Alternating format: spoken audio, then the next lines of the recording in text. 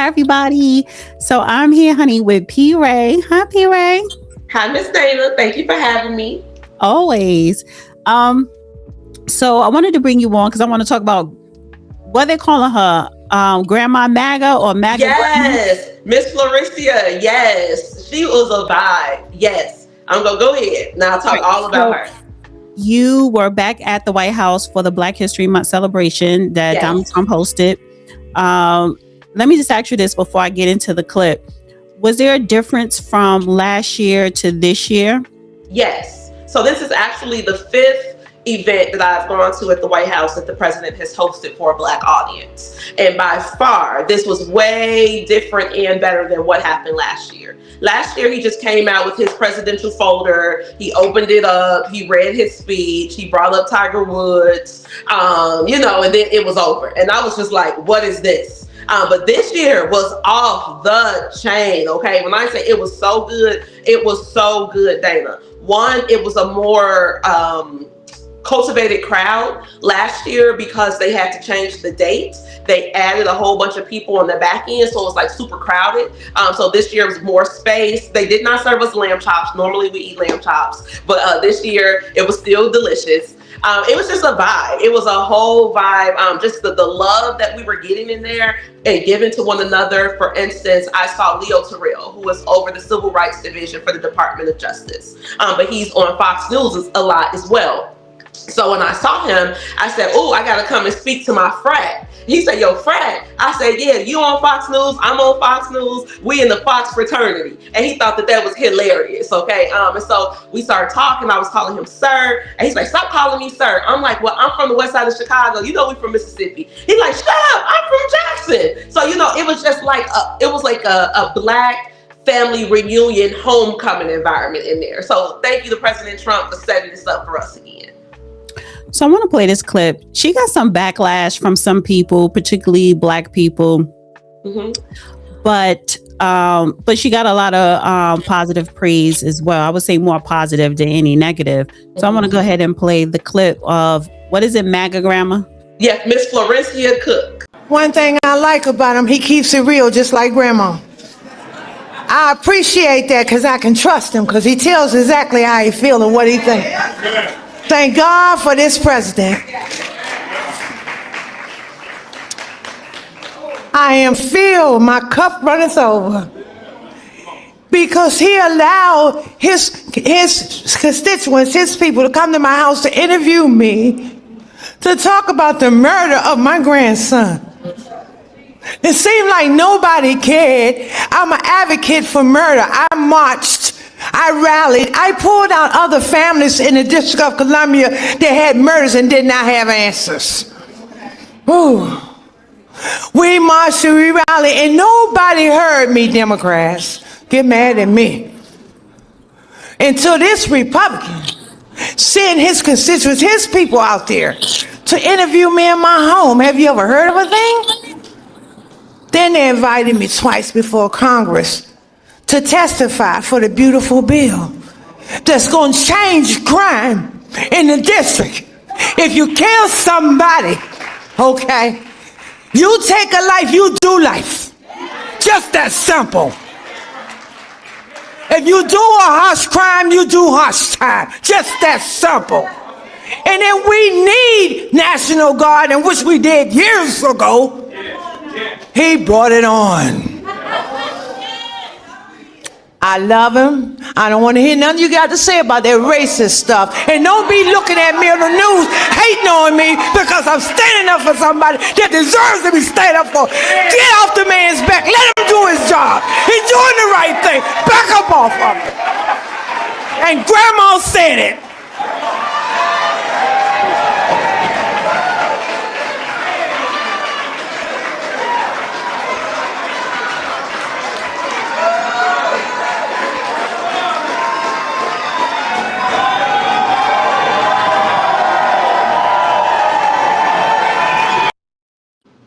Love every minute of it. So it's crazy, Dana, because, okay, so I kicked it with her before it started. I was sitting at the table with Leo Terrell, as I told you, and she came up and had a plate of food because we were like in the buffet room. And she was like, is anybody sitting right here? And I told her, I say this seat for you. Come sit down. This your seat. So, we laughed about it. And I asked her, so what are you doing? Like, what's your role in this? She's like, I just work at the library. I'm a administrative assistant at the library here in DC. I said, well, you must be a somebody because you were here with us. She said, no, the president just helped me with my grandson. We really worked hard for the people who had been suffering murders in the town. And I said, okay, cool. So, she gets up there, she does her thing. So when it was over, I went up to her. I'm like, girl, you did your thing. She said, ooh, child, I feel like I embarrassed the president about all that I said and I did. And I looked at her face, I'm like, embarrassed? If you were the best one, you were an asset to our race today. Like what you said, the president is going to be quoting you for the rest of his life. You are going in the books. She's like, are you serious? I'm like, yes. I am very serious. Like you just did it so well. She felt bashful after it because what happened is her grandson, so she's from Southeast DC, which is near the Maryland border. So I told her, even with your Maryland accent, like you did your thing. And so she said that her grandson was dating this girl or messing with this girl, but the girl was living with an old man. And so the man came home, found her grandson in the closet and shot him 7 times. Then they wrapped his body up in a comforter and threw him in the woods in Maryland. It took them 9 months to find him. They ended up getting nothing but his bones back. Then they go to the DC police department and they like, yo, help us solve this crime. They're like, oh, we don't have any leads, blah, blah, blah, blah, blah. So the mother, her daughter, ended up getting the son's phone, going through the phone, seeing where he was at, went to the killer's door, knocked on his door with her gun and was like, come on outside. She said, luckily the man didn't come outside because if he would have, her daughter would have been in jail. But then they were able to convince the DC police department to bring the cadaver dogs to his house. The dogs went into the closet and they could smell the blood and all that kind of stuff. And now the man is in jail. So what she said that she had been doing is because she didn't want to just sit in her grief. This was her firstborn grandson. Her daughter had him, but she raised him. And she said that people want to come and crown her shoulder. She said, don't crown me. I'm crying too. Let's just get busy so we're not sitting here just crying together. So they got banners of people who had passed in the districts and they put them on the banner and they got their bull horns and started just protesting and screaming in front of the White House, and the president responded. So that's why she was there. She was not paid. She didn't even, when I tell y'all this lady was so bashful, she like, oh my God, I can't believe I'm up in here with these people. I told her, you supposed to be here. Everybody that's here supposed to be here. And she's like, I just think I did too much. I shouldn't have been doing all that hollering. I said, no, you spoke to everybody in America when you said, get up off of him. He's doing his job. Leave him alone. So that's come out of a Black woman's mouth, an elder Black woman's mouth. That completely like destroyed the racism narrative. So yeah, Dana, it was a time. Well, let me say this because, for so many years, for a very long time, whenever something happens, with Black people, whether it's done by another Black person or a person of another race, we don't get a Lincoln Raleigh bill, right? You don't see our faces front and center, whether it's a Democrat or Republican dealing with any administration. And, unless it's like a George Floyd or something like that, but you don't even get that response from an administration because her grandson, he was murdered under the Biden administration, correct? Correct. And so Trump took the time out because he bought the National Guards in DC, and he kind of did for her what he did for you coming to Chicago in his first term. So speak to that.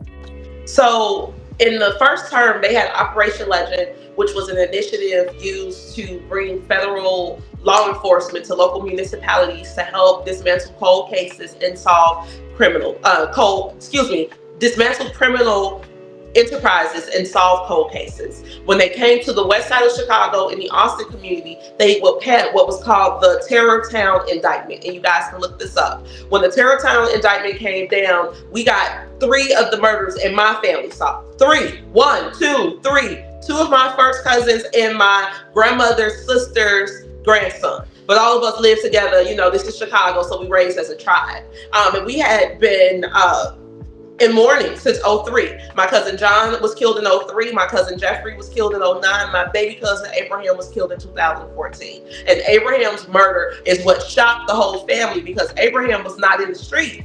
Abraham was just going to visit some cousins that were outside on a warm December night, 4 days after his 19th birthday, and he called a bullet to the heart. My auntie called the Chicago Police Department every single day. The Illinois State Police, the Cook County State's Attorney. Did y'all find something about Abraham? What's going on with Abraham? We don't know. I do remember they found the gun that killed him, because that was a big deal for her. She's like, y'all, they found the gun that killed Abraham, but they still ain't telling me nothing else. Operation Legend came to the city, solved not only those 3 murders, but 17 other murders that had gone down. These people were killing people between like 02 to about 2017.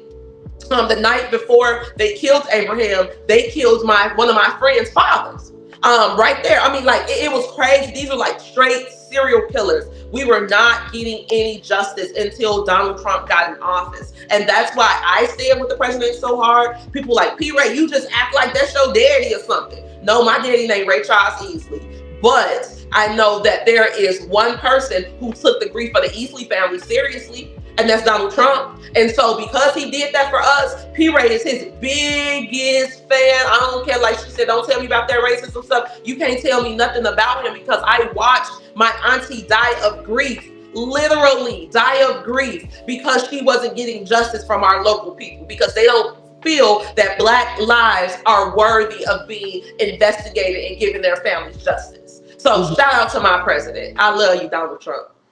Well, I ditto. To God be the glory.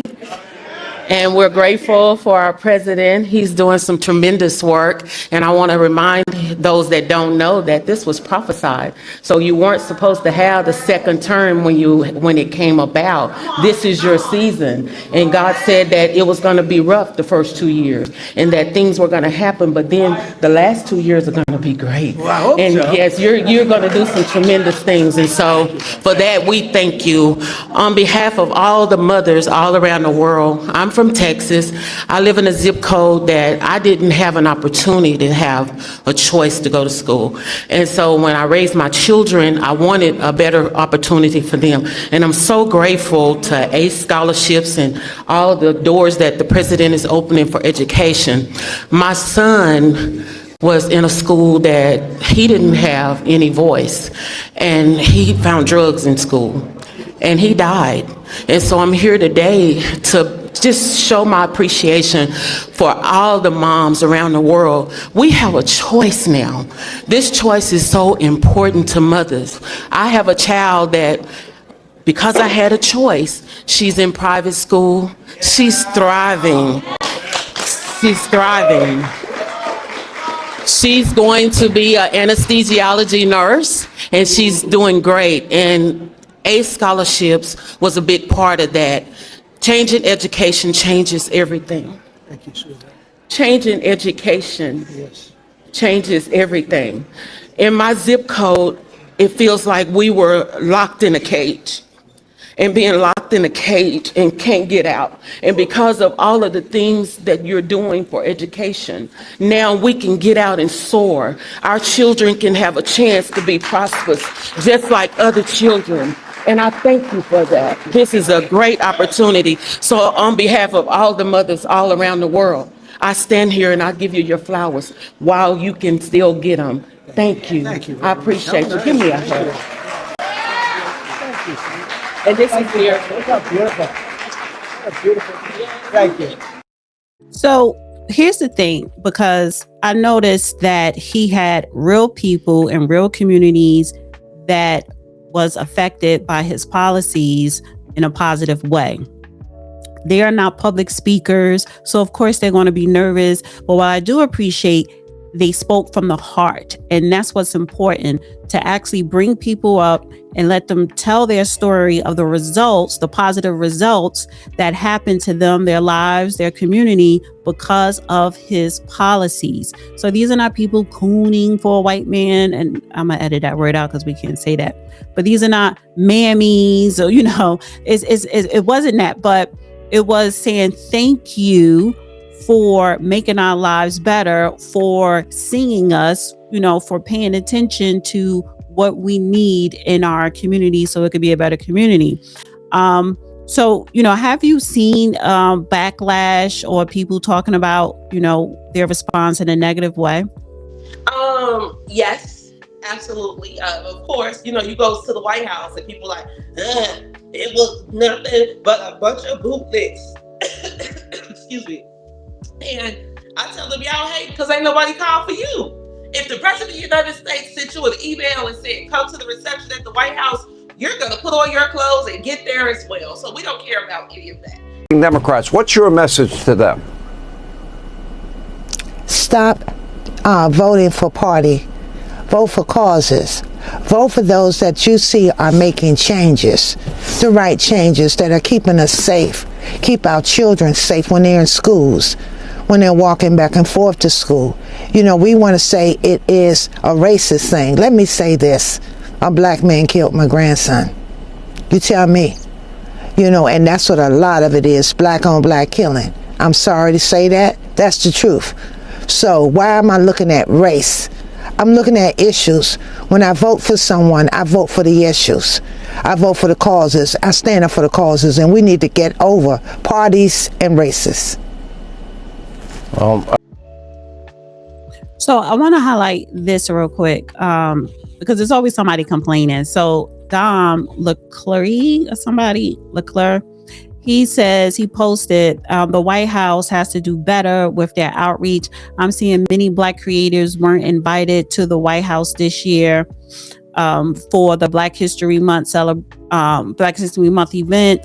I didn't either. This is because there is a disconnect between reality and what is presented to the White House. Don't make it personal. It is a communication issue, but this is something we fix in time. It's not the end of the world. You have 2 more years. And if we do right by America, 4 years after that to go. So what is he complaining about? He's complaining that he didn't get an invite. And I told you they made the list shorter this year. Lots of people did not get an invite because why? So they said that they wanted to make it more intimate. Last year, I'm telling you, it was way too many people there. It just felt like, I'm like, dang, all these people up here. Jesus, so I just think that the invitation was too broad last year. However, again, people who were in here because they are making moves. You had a lot of people in there from the TPUSA Rise group. That's like their new name for Brexit, or all the affinity groups. So you had Rise, you had the Black Conservative Federation people in there, you had Blacks for Trump in there, you had the RNC in there. So these are people who got receipts that earned their place in there. Now, I'm not knocking the content creators because there's work, there's value in that. But I believe that he was a little salty that he didn't get invited. I would have been salty too. So I'm not saying that he's wrong on that. If I didn't get invited, P-Ray would be like, Mr. Trump, P-Ray. But it's a difference with you because you are actually trying to push policies. He's not. Correct. It's just content. And that's what I was trying to make clear in there. Day before yesterday as well, because people were asking me if I was a part of that content creation group that, we know about. I'm like, no, not at all. That's like the Black Lives Matter of the right. They're not pushing policy. They're not getting nothing done. Hollering and screaming and making content does not make one a political leader. And I think that the president was trying to push that point this time. Like, it's one thing to make videos, but what you doing? What are you moving? And I think too that we have to focus on people who are making moves, not just because I'm making them, but just in general. Because what happens is people will create this content and they will get this big, crowd going, but then you ain't made nothing happen. All you did was collect the content check. Hollering will not make it work. Screaming will not make it work. I know at least in my town, the city of Chicago, you can't bully nobody into making them do what you want to do. So all of those Black Lives Matter-esque behaviors, we're going to march down there, we're going to shout you down, and we're going to run you down. They don't get nothing done. They don't put shovels in the ground and get these people off that waiting list, okay? We need actual doers. So to that point, for those who are like, oh, I want to come, or I didn't get my invitation, just get busy. So that's the way, by the time they make the list next year, you'll be on the short list because you got receipts that will give you entry into the room. And you know what I want to see though, because I noticed, last year was a lot of young people that was just excited to be there, and that's great. You know, you want to get engaged, be in a room where things are happening, but you need to network and walk away with some connections. And it seemed like this year, the difference for me looking is, okay, he brought in real people that was affected in a positive way with his policies, implementations. And it's like, okay, great. Next year, I really want to see more. First of all, I want to see Black men get up on that stage, men who own businesses where they live at in their state, to get up on that stage and talk about the business part, the economic part of Black America, right? And then hopefully by the time he leaves office, because I think he said the ballroom will be open, that the Black History event, because I'm other events as well, will be held in the ballroom, because of that, honey, I will be there. But then we need more mover and shakers. We need the Black talented 10 that are actually trying to make a change, that are making a change, such as yourself, where you live at, in your community, in your state, coming together under one roof. So I really want to see more Black men, business people, take center stage in the Black History Month next year. So maybe you could put that in Lynn's ear, make it more business oriented. Queen Lynn. I said Queen Lynn. That's what I call her. The Queen. Let me tell y'all something. Y'all think, okay, so Donald Trump is running it, but there's a Black woman named Queen Lynn Patton from the great state of Connecticut. I think she's from Connecticut. She is making it shake in there. Okay, Lynn is the one who's making it happen for us on the ground. Because she's over minority outreach. And so a lot of times people think that it's her job to gather up the Negroes for the cameras. But what she really does is she helps tie us to the executive branch in order to push things out. So yes, I will push there, because they did have a business owner, a woman from Hope, Arkansas. She got up there, she spoke as well. But the only men who spoke were Leo Terrell, who is over the DOJ, and not over the DOJ, over the Civil Rights Division of the DOJ. And I think that's it. I think Leo was the only one who spoke. And I'm not trying to disrespect him by calling him Leo like we friends, but he told me call him Leo. We got to make it happen. And I think that because the president has consistently held these events, the people, the naysayers, are just parroting what they've always said, but that has not ever stopped us from getting anything done. Like I said, anybody that's talking about me, or anybody in that White House, I ask you to bring your receipts forward with your words. If you ain't got no receipts that cannot match but beat what the people in that room were doing, then we can talk as peers. But if you ain't our peer, get on about your business.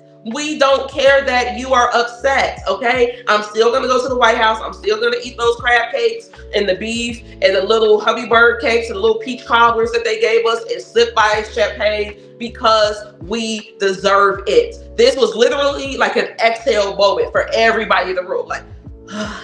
Okay, so tell me what you've been doing. Okay, well, in my town, we've been doing blah, blah, blah, blah, blah, blah, blah. Okay, good job. Okay, and what you've been doing. So everybody is feeding into one another, because when you're doing this work, it is painfully lonely at times. Very, very lonely, because we are in Black America and we're working within a governmental system that our Black leadership has told us that we're supposed to be boycotting, that we're not supposed to talk to, that we're not supposed to engage. Everybody, nope, we ain't talking to Trump. We don't, I don't do MAGA. Okay, then sit over there, because I do MAGA, and I'm finna get something done, because I'm tired of listening to y'all complain. Data, when I tell you every Saturday as a child, I wasn't watching Saturday morning. I had to get up, listen to Operation Push, listen to Louis Farrakhan while I'm cleaning up. Then we got to put on our shoes and go stick it to the man. Every single Saturday, okay, y'all? Sometimes Friday night to Sunday morning, sticking it to the man, I'm like, why are we doing this? Why we just can't go talk to other people? Why are we still trying to make amends with the Democratic Party after they have shown us clearly that they do not like us? They care about us. They don't respect us. They want to take our money and then tell us what to do. Right now, they are so upset that we are not using our bodies to go out here and fight for ICE. Ain't nobody gonna fight for ICE. Fight ICE. We welcome them here. Come on, come back. ICE, if you're watching this, Black Chicago loves you, okay? But they are not used to this type of independence. And I think, rest in peace to the Honorable Minister, Reverend Jesse Lewis Jackson Sr. But as he has made his transition, I think that that's the end of an era.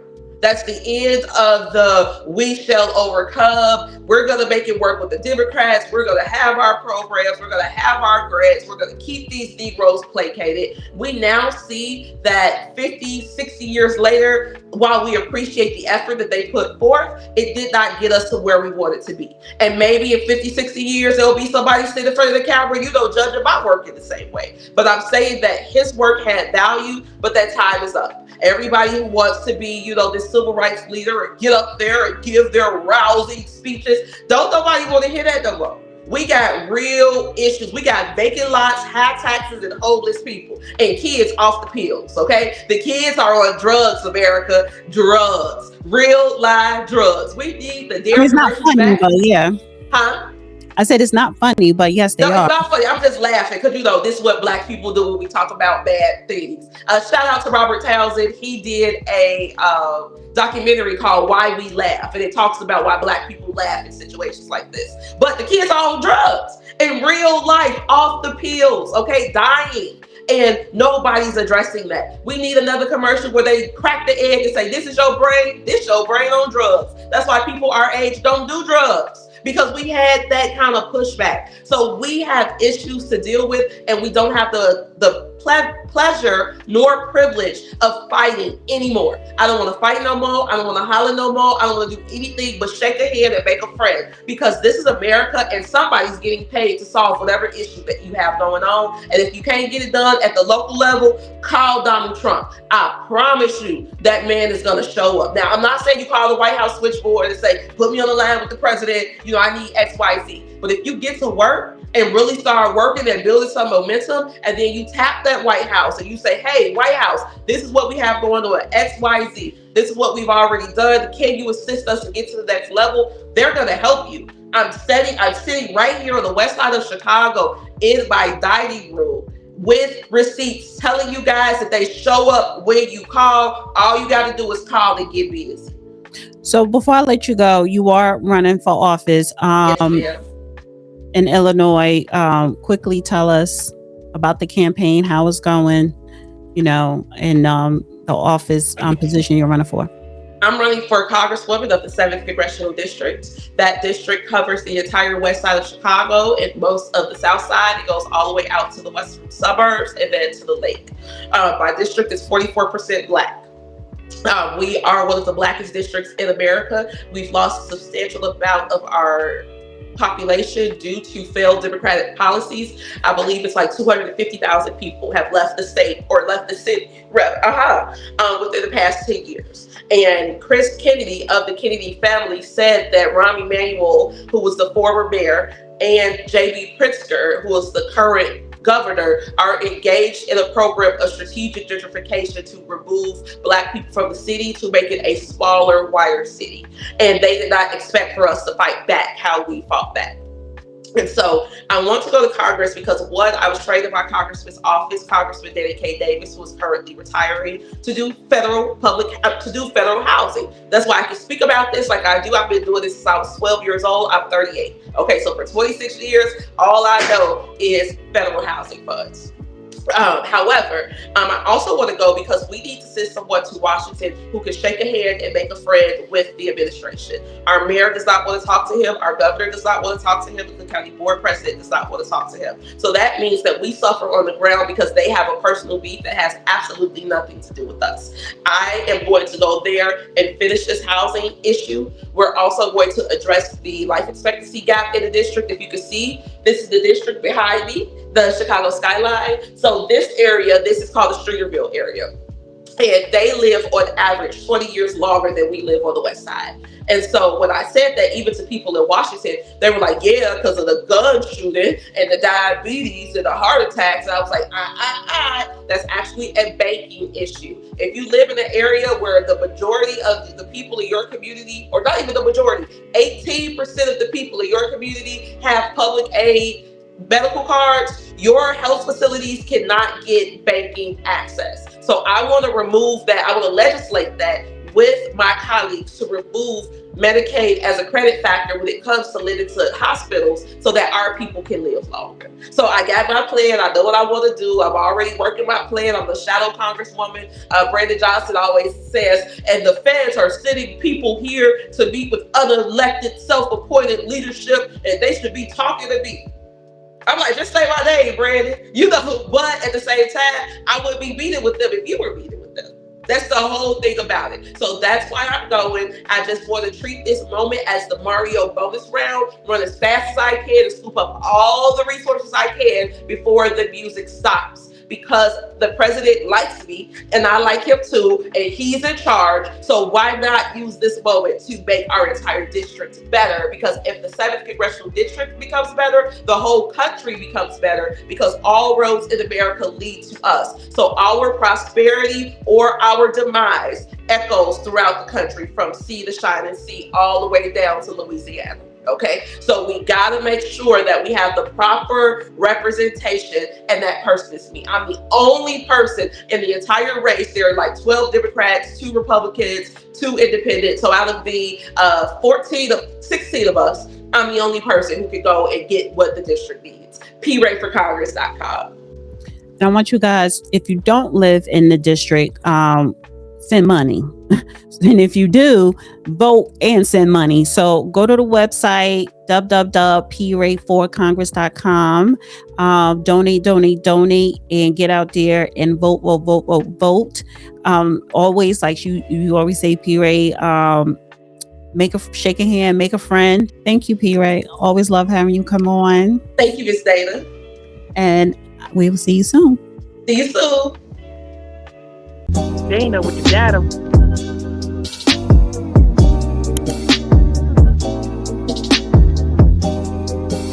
Dana with the data.